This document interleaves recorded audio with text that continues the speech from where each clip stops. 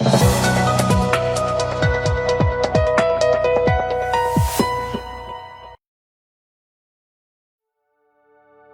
l'occasion de la célébration de la Journée internationale des droits de la femme du 8 mars 2026, Maître Philippe Gervy Bassinsa, avocate à la Cour inscrite au barreau de Pointe-Noire et présidente du Zonta Club de Pointe-Noire Téléma, a eu l'insigne honneur d'avoir été conviée une nouvelle fois par la société Perenco pour sensibiliser les femmes de la dite société sur le sous-thème suivant qui lui a été soumis, à savoir les recours contre les injustices faites aux femmes.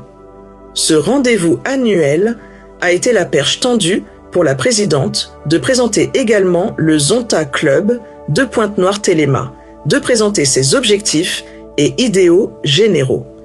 Parmi les injustices évoquées par la présidente au cours de cette sensibilisation figurent notamment celles subies par les femmes veuves, par les femmes victimes d'un second mariage contracté par leurs époux, figurent également les injustices liées aux inégalités salariales, ainsi que tant d'autres formes d'injustices subies qui font l'objet de recours généralement inconnus, sinon ignorés de la plupart des femmes dans notre société.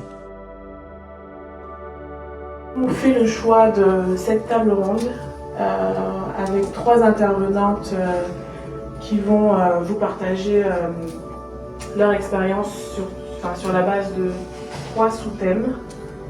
Nous avons dans un premier temps Madame Jessica Goma, qui est procureure auprès de la Cour d'appel de Pointe-Noire, présidente de l'association Violence basée sur le genre, donc qui va intervenir sur les situations courantes au Congo et comment se protéger. Ensuite, nous aurons Maître Philippe Bassinsa, que vous connaissez certainement déjà, qui va intervenir sur les recours concrets en cas d'injustice. Donc elle va s'appesantir sur 3 cas d'injustice et va nous faire part des différents recours possibles.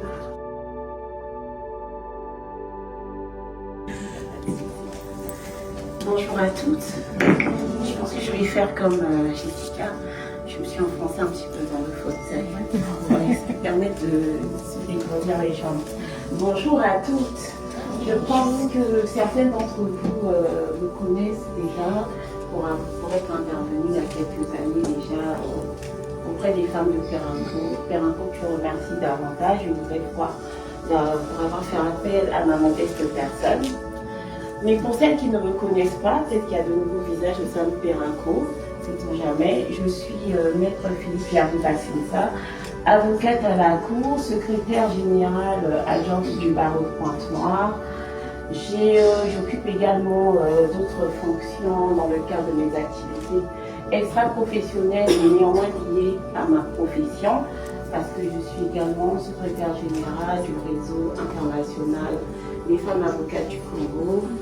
Et depuis 2 ans, j'ai l'immense plaisir d'avoir rejoint, j'ai envie de dire, ma chère sœur Jessica sur le terrain des actions humanitaires, en ce que je suis présidente d'une ONG dénommée le Zonta Club de Pointe-Noire Téléma, qui est membre du Zonta International. Le Zonta International, pour vous poser un petit peu le tableau, c'est une ONG qui a vocation à promouvoir les droits des femmes et des jeunes filles, lutter contre les violences faites aux femmes, promouvoir l'autonomisation de la femme. Il existe sur les 5 continents et le siège est basé aux États-Unis. Et d'ailleurs, l'une d'entre vous, l'une des femmes qui est trésorière de notre club. Je vous laisse aller chercher. Alors, je prends le relais à la suite de Jessica.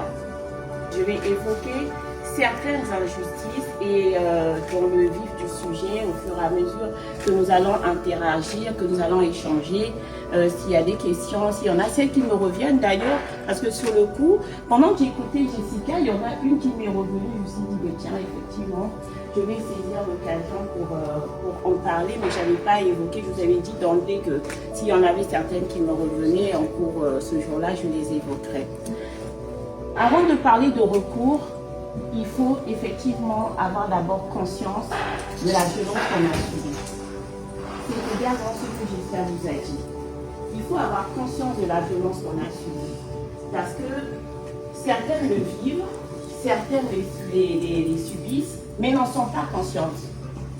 Souvent, soit en raison du syndrome de Stockholm, c'est la situation qui vous a été décrite par Jessica, de la femme victime de violence, mais qui érige son bourreau. Pour continuer dans le vif du sujet, nous allons évoquer certains cas d'injustice. Je ne vais pas être exhaustive. Comme je vous ai dit, au fur et à mesure des débats et pendant les questions-réponses, vous poserez des questions et je répondrai. Mais d'emblée, je vais évoquer avec vous celles qui me paraissent assez récurrentes. On te charge de ton domicile familial dans lequel tu as construit tout plein de souvenirs, tu as élevé tes enfants, tu as construit toute ta vie avec ton mari et très souvent même tu as participé à la construction de cette maison-là.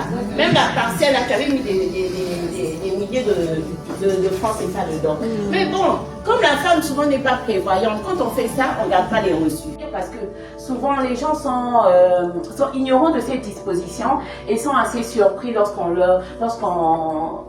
les informe là-dessus.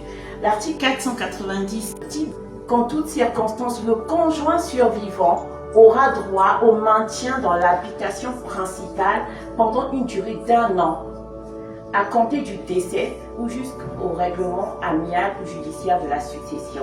Ce qui veut dire que pour les femmes veuves, après que votre époux soit décédé, quand on fait les histoires de famille, là c'est fini là, la personne qui te dit prends tes affaires et tu sors, tu dis non. Tu dis non. Tu dis non, je ne sors pas. Je ne sors pas. Ayez le courage de le dire. On l'a dit ici. Il faut oser dire non.